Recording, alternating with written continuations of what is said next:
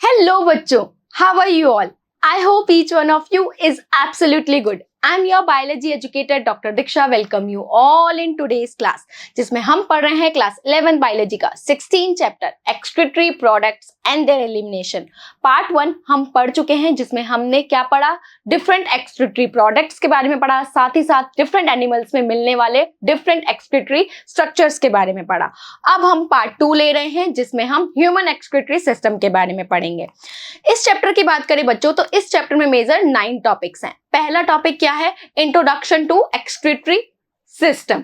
Next is human excretory system, then urine formation, then function of tubules, then mechanism of concentration of filtrate, then regulation of kidney function, maturation, role of other organs in excretion, end में आपका topic आ जाता है disorders of excretory system। बच्चों human excretory system की बात करें तो उसके कौन कौन से पार्ट हैं, उसमें मेजर 4 पार्ट आ जाते हैं। पहला है pair of kidney, then 1 pair of ureter, 1 urinary bladder and 1 urethra. ठीक है, ह्यूमन एक्सक्रीटरी सिस्टम में क्या क्या आ जाता है, पेयर ऑफ किडनी आ जाएगा, पेयर ऑफ यूरेटर आ जाएगा, यूरिनरी ब्लैडर आ जाएगा, देन उससे निकलने वाली यूरेथ्रा आ जाएगी। ठीक है, एक रफ डायग्राम बना के दिखाती हूँ, समझना। ठीक है, अब पेयर ऑफ किडनी इस तरीके से होती है, बीन शेप की होती है। ठीक है, डॉर्सल साइड में देखने को मिलती है। उनसे निकलने वाली यूरेटर, यूरेटर ओपन होती है कहाँ पे, यूरिनरी ब्लैडर में, और यूरिनरी ब्लैडर से कहाँ यूरिन जाता है, यूरेथ्रा में। ठीक है, तो ये क्या है, किडनी है, किडनी है, उससे निकलने वाली यूरेथ्रा है, यूरेटर है, देन आपका यूरिनरी ब्लैडर, और यूरिनरी ब्लैडर से यूरिन कहाँ जाएगा, यूरेथ्रा में, यूरेथ्रा में, और यूरेथ्रा से यूरिन रिलीज हो जाता है। ठीक है, एनसीईआरटी डायग्राम भी देख लेते हैं बच्चों। अगर एग्जाम में क्वेश्चन आता है draw a label diagram of human excretory system, तो आप यही डायग्राम बना के आएंगे। ठीक है, जिसमें क्या क्या है, पेयर ऑफ किडनी, ठीक है, उससे निकलने वाली ureter, then urinary bladder, end में यूरेथ्रा, जिससे यूरिन रिलीज हो जाता है। पहले हम बात करते हैं किडनी की। किडनी कैसी होती है, बीन शेप स्ट्रक्चर है। राजमा है ना, आपने घर में राजमा देखा होगा, राजमा के शेप की तरह होती है। कैसी होती है, रेडिश ब्राउन होती है। राजमा भी कैसा होता है, रेडिश ब्राउन कलर का होता है ना। तो आपकी किडनी है वो भी कैसी होती है, डार्क रेडिश ब्राउन कलर की होती है। ठीक है, कहाँ पे प्रेजेंट रहती है, एब्डोमेन कैविटी में प्रेजेंट रहती है। ये आपका क्या है, एब्डोमेन कैविटी है। यहीं पे डॉर्सल साइड में वर्टिब्रा के दोनों साइड देखने को मिलती है। ठीक है, कहाँ पे होगी, एब्डोमेन कैविटी में, वर्टिब्रा के आसपास, लास्ट थोरैकिक से 3rd लंबर वर्टिब्रा के पास देखने को मिलती है। ठीक है, वर्टिब्रा जो वर्टिबल कॉलम है ना, उसके दोनों साइड कहाँ पे, लास्ट थोरैकिक से 3rd लंबर वर्टिब्रा के बीच में देखने को मिलती है। एब्डोमेन कैविटी में होगी, डॉर्सल साइड पे होती है, पीछे की साइड होती है। ठीक है, मेजरमेंट की बात करें तो इसकी लेंथ कितनी होती है, 10 to 12 सेंटीमीटर लॉन्ग होती है। ठीक है, अगर विड्थ की बात करें तो 5 to 7 सेंटीमीटर इसकी विड्थ होती है। थिकनेस कितनी होती है, 2 से 3 सेंटीमीटर। और वेट की बात करें तो 120 से 170 ग्राम इसका वेट देखने को मिलता है। ठीक है, किडनी कहाँ होती है, डॉर्सल साइड पे होती है, वर्टिबल कॉलम के दोनों साइड देखने को मिलती है, एब्डोमेन कैविटी में होती है। ठीक है, मेजरमेंट समझ में आ गया। ठीक है, अच्छा हम किडनी की स्ट्रक्चर की बात करें, जो आउटर पार्ट रहता है ना किडनी का, वो बल्ज्ड होता है ना, उभरा हुआ है ना, ये बल्ज्ड पार्ट है ना, जिसे क्या बोलते हैं, बल्ज्ड पार्ट बोला जाता है। इनर पार्ट कंप्रेस होता है, अंदर से कंप्रेस है ना, कंप्रेस होता है। इसमें ग्रूव को क्या बोलते हैं, हाइलम बोलते हैं, है ना। किडनी कहाँ होती है, डॉर्सल साइड में होती है, वर्टिबल कॉलम के दोनों साइड देखने को मिलती है। स्ट्रक्चर की बात करें, जो आउटर पार्ट रहता है वो कैसा होता है, बल्ज्ड रहता है। इनर पार्ट कंप्रेस होता है, इसके ग्रूव को हम क्या बोलते हैं, हाइलम। इसी हाइलम से different urinary duct, blood vessels और नर्व किडनी के अंदर एंटर करते हैं। जो कंप्रेस पार्ट है ना, जिसे हाइलम बोलते हैं, इसी के through urinary duct, different blood vessels और नर्व किडनी के अंदर एंटर करते हैं। ठीक है, अच्छा जो हाइलम है, इसके अंदर एक ब्रॉड फनल शेप में जो स्पेस मिलता है, उसे हम बोलते हैं रीनल पेल्विस। क्या बोलते हैं, रीनल पेल्विस। ठीक है, किडनी का जो आउटर पार्ट है वो बल्ज है, इनर पार्ट कंप्रेस है। इसके ग्रूव को क्या बोलते हैं, हाइलम। हाइलम के अंदर फनल शेप में जो स्पेस मिलता है उसे क्या बोलते हैं, रीनल पेल्विस बोलते हैं। इनके प्रोजेक्शन को कैलेक्स बोलते हैं। इस तरीके से बच्चों, इस तरीके से जो आउटर पार्ट है वो कैसा है, बल्ज है, इनर पार्ट कंप्रेस है। कंप्रेस है ना, अंदर अंदर की तरफ आ रहा है, ग्रूव को क्या बोलेंगे, हाइलम। हाइलम के अंदर जो फनल शेप में ये जो स्पेस देखने को मिल रहा है इसे हम क्या बोलते हैं, रीनल पेल्विस, और इनके प्रोजेक्शन को कैलेक्स बोलेंगे। जो बड़ा कैलेक्स होता है उसे लार्ज कैलेक्स बोलेंगे, इनसे भी छोटे छोटे प्रोजेक्शंस निकलते हैं जिन्हें स्मॉल कैलेक्स बोलते हैं। क्लियर। आउटर पार्ट कैसा है, बल्ज्ड है, इनर पार्ट कंप्रेस होता है, ग्रूव को हम हाइलम बोलते हैं। इसी हाइलम के through urinary duct, different blood vessels, nerve kidney के अंदर एंटर करते हैं। हाइलम के अंदर जो फनल शेप में स्पेस मिलता है उसे रीनल क्या बोलेंगे, रीनल पेल्विस बोलते हैं। रीनल पेल्विस के जो प्रोजेक्शंस है उन्हें क्या बोलते हैं, कैलेक्स बोलते हैं। ठीक है, अच्छा और डीपली पढ़ें तो किडनी के आउटर पार्ट कैसा होता है, हार्ड होता है, जिसे हार्ड कैप्सूल बोला जाता है। जो आउटर पार्ट है ना, आउटर पार्ट ये हार्ड होता है जिसे हार्ड कैप्सूल बोलते हैं। इनर पार्ट को फर्दर डिवाइड किया है कॉर्टेक्स और मेड्यूला में।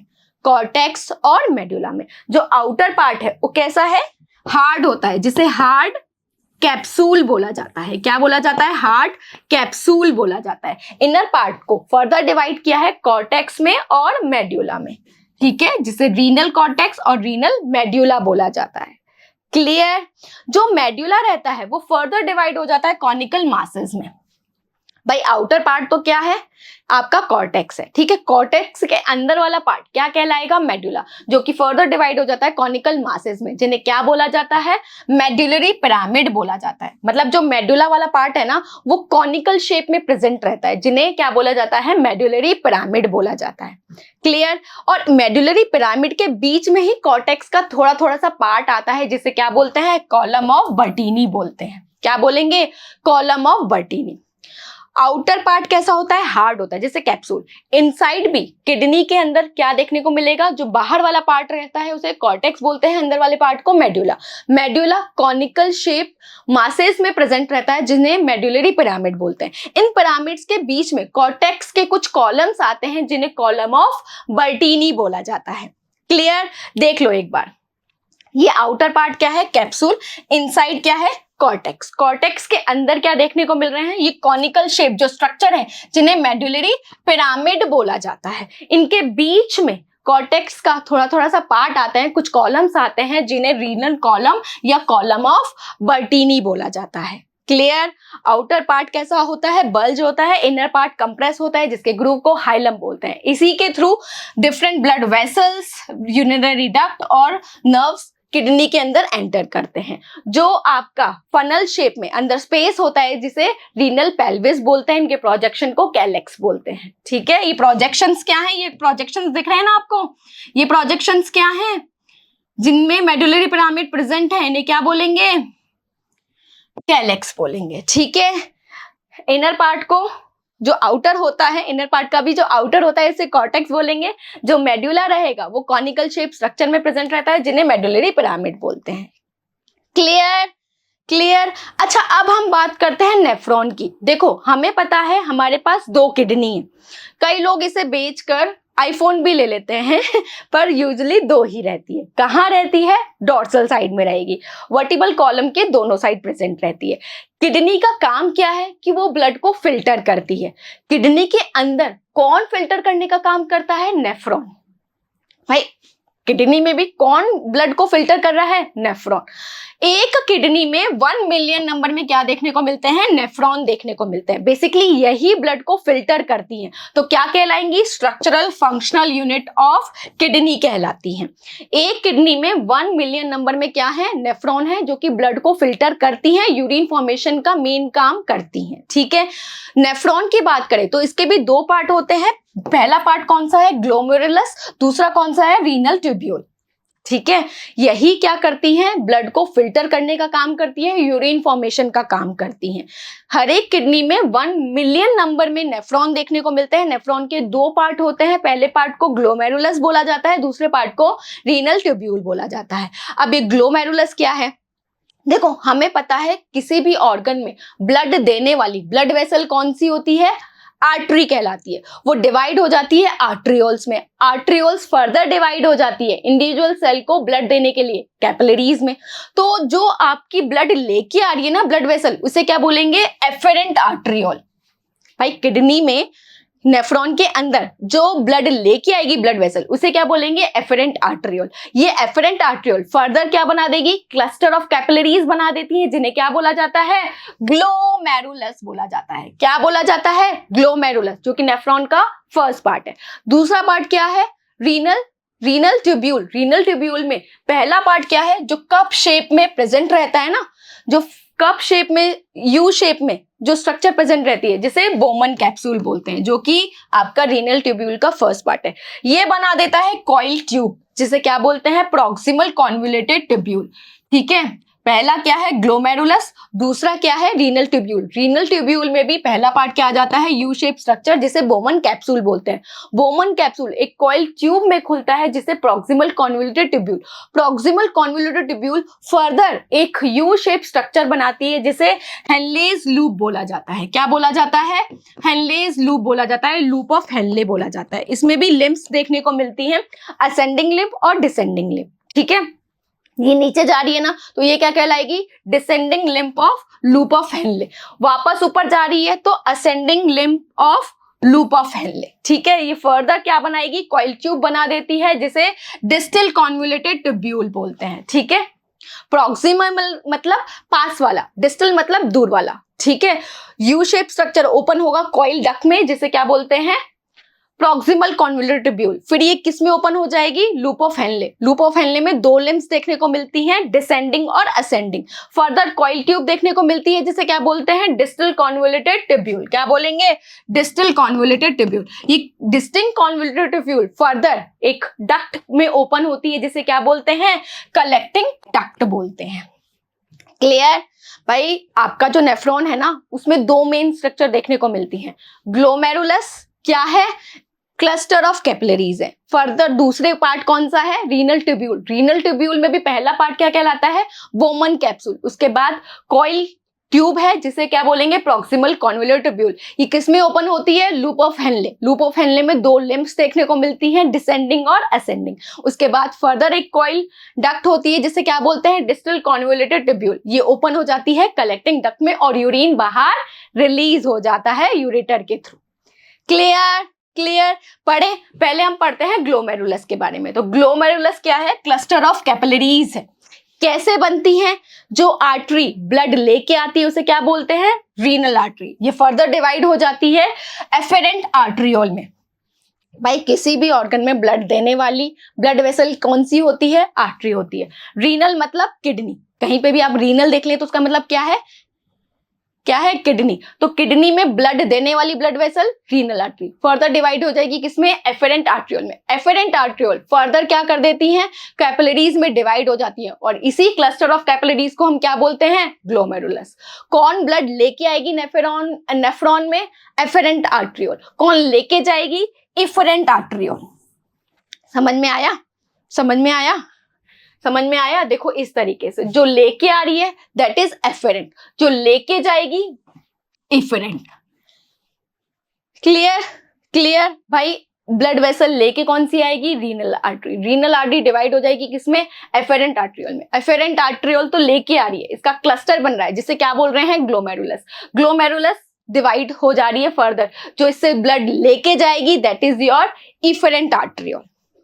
क्लियर, ग्लोमेरुलस क्या है, क्लस्टर ऑफ कैपिलरीज है। ठीक है, कहां ओपन होता है, जो यू शेप स्ट्रक्चर है ना, बोमन कैप्सूल, वहां पे आके ओपन हो जाता है। ठीक है, इससे ब्लड को दूर लेके जाने वाली आर्टरी कौन सी कहलाएगी, आर्ट्रियोल कौन सी कहलाएगी, इफरेंट आर्ट्रियोल कहलाएगी।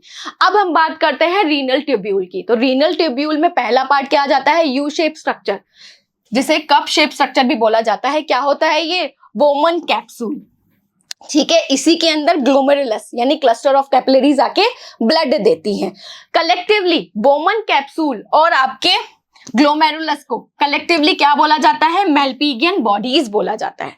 ठीक है, ये क्लस्टर है, ये यू शेप स्ट्रक्चर में खुल रहा है, जिसे क्या बोलेंगे कलेक्टिवली? मेल्पिगियन बॉडीज बोलेंगे। ठीक है, बोमन कैप्सूल फर्दर कहां ओपन होता है? कॉइल डक्ट में, जिसे क्या बोलते हैं? Proximal convoluted tubule. ठीक है, ये यू शेप में है ना, ये बोमन कैप्सूल, इसके बाद ये कॉइल डक्ट जिसे क्या बोलेंगे? पीसीटी, ये यू शेप स्ट्रक्चर, उसके बाद ये फर्दर कॉइल ट्यूब, उसके बाद ये कलेक्टिंग डक्ट ओपन हो गई। ठीक है, तो ये क्या है? पीसीटी यानी प्रॉक्सिमल कॉन्वोल्यूटेड ट्यूब्यूल। ये क्या है? Bowman capsule. ये क्या है? Loop of Henley. ये क्या है? डीसीटी यानी डिस्टल कॉन्वोल्यूटेड ट्यूब्यूल। ये क्या है? Collecting duct. कलेक्टिंग डक्ट समझ में आई? बात समझ में आई? तो आपका जो बोमन कैप्सूल है कहां ओपन होता है? कॉइल ट्यूब में, जिसे प्रॉक्सिमल कॉन्वोल्यूटेड ट्यूब्यूल। ये कहां ओपन होगा? लूप ऑफ हेनले में। हेयर पिन लाइक स्ट्रक्चर होती है, जिसमें आपको डिसेंडिंग लिम्ब देखने को मिलेगी और असेंडिंग लिम्ब देखने को मिलेगी। जो असेंडिंग होगी वो फर्दर कहां ओपन होगी? डिस्टल कॉन्वोल्यूटेड ट्यूब्यूल में। डिस्टल कॉन्वोल्यूटेड ट्यूब्यूल कहां ओपन होगी? कलेक्टिंग डक्ट में। ये कलेक्टिंग डक्ट फाइलम के थ्रू कहां ओपन होंगे? यूरेटर में। यूरेटर से यूरिन कहां जाएगा? यूरिनरी ब्लैडर में। यूरिनरी ब्लैडर से यूरेथ्रा के थ्रू यूरिन रिलीज हो जाएगा। समझ में आया? स्ट्रक्चर ऑफ किडनी समझ में आया? अब हम बात करते हैं किडनी में भी कौन फिल्ट्रेशन का काम कर रहा है। ब्लड के फिल्ट्रेशन का काम कौन कर रहा है? नेफ्रॉन कर रहे हैं। कौन कर रहे हैं? नेफ्रॉन। तो नेफ्रॉन की अगर हम टाइप देखें, दो टाइप के नेफ्रॉन देखने को मिलते हैं, कॉर्टिकल और जस्टा मेडुलरी। ठीक है, जो आपका किडनी है ना, उसमें क्या देखने को मिलते हैं? नेफ्रॉन देखने को मिलता है। यही नेफ्रॉन क्या है? Functional structural unit of kidney है, जो कि ब्लड को फिल्टर करती हैं, यूरिन फॉर्मेशन करती हैं। ठीक है, इसका भी मेजर पार्ट कहाँ रहता है? कॉर्टेक्स में देखने को मिलता है, अधिकतर नेफ्रॉन में।